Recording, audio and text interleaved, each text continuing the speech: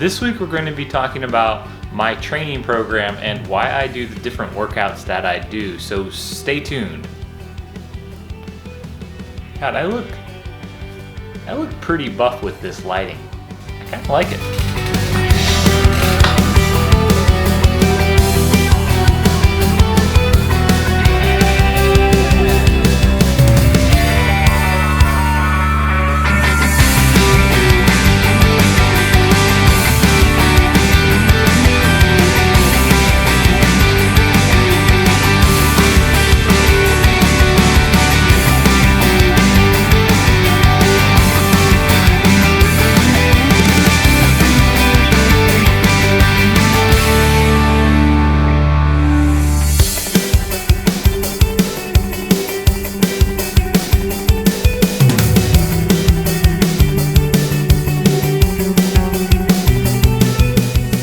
Hey everybody, my name is Michael and I post weekly videos about swimming, biking, and running. And if you are like me and are an amateur triathlete, the most important thing you can do for your training to improve is to have a very clear training plan. And that's exactly what I want to share with you today. My training plan for 70.3 Des Moines in June is completely set.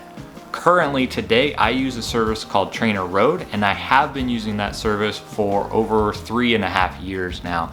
A huge fan of Trainerroad, and I'm going to show you now what my training plan looks like on their platform. But before we do, I want to tell you why I'm a big fan of Trainerroad. The first reason is because it is a data-driven platform. Trainerroad is a platform that analyzes workouts being completed by athletes and what is actually driving improvements of those athletes' fitness levels. I believe in the data, the analytics behind the platform. They're focused on that much more than any other aspect of their business, much more than I've seen other companies doing as well. The second reason I'm a huge fan of Trainerroad is because they use a quality over quantity approach, meaning they don't have 15 to 20 hour per week training programs. They're focused on quality in those training sessions. What are you getting out of those? How are the intensities and the intervals structured within the workouts that you have to make the most out of your time? In Trainerroad, you used to actually have to select your base, build, and specialty phases separately, but with a recent update to the Trainerroad platform, they have now implemented a new feature called Plan Builder, and that's what I'm going to walk through really quickly to show you how I put together my 70.3 plan. In the Plan Builder, all you have to do is answer a couple quick questions. How many hours per week have you trained in the last 6 weeks? Based off that, Trainerroad gives you a recommendation for which volume training plan it thinks would work best for you. For me, it looks like mid-volume is the Trainerroad recommendation, so we'll select that there. What is your level of experience with interval training? For me, having been on Trainerroad for 3.5 years, I am going to select advanced. I've done a lot of interval training, especially on the Trainerroad platform. And then when do you want your plan start date to be? For me, I've selected already 2/24/2020, and I've already entered my event. Trainerroad wants to know what events do you have and what race priority are those. So for me, 70.3 Des Moines is an A race, the most important race of the season for me. On this page, now it shows us the Trainerroad scheduled. For me personally, I leave a swim and a run on Tuesdays. I like my bikes to be on Monday, Wednesdays, and Fridays. During the week, Saturday and Sunday, I leave alone.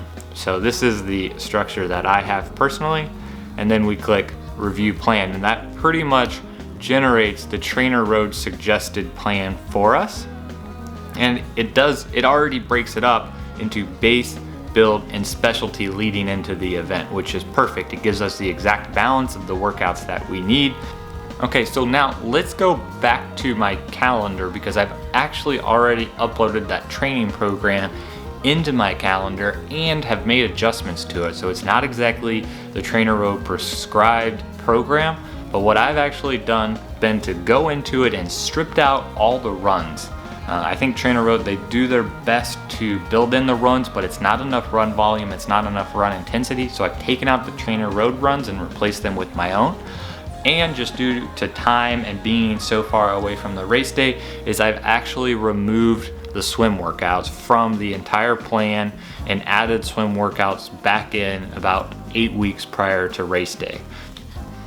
So, as we were looking at just a moment ago, these first 4 weeks of the training plan are all base style workouts. So none of these workouts are going to be significantly high intensity in terms of percent of FTP, but they're building the base for the build phase.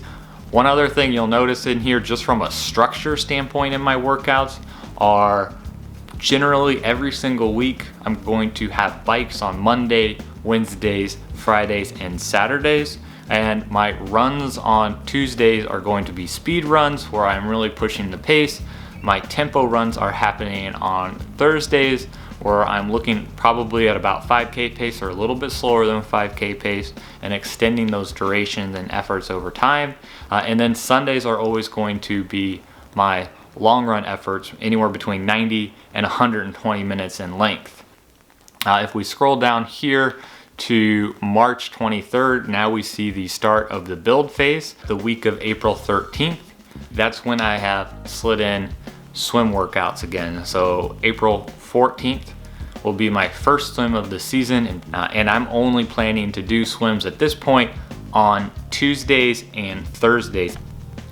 Okay, so let's continue to scroll down the page a little bit further, and we will see that on May 18th is when the specialty phase of my training program begins. And as I mentioned earlier, specialty for us as triathletes is when the durations start to become more race specific. They're gonna stretch out in length, they're gonna become more specific to the actual race intensities that we are probably going to be racing at.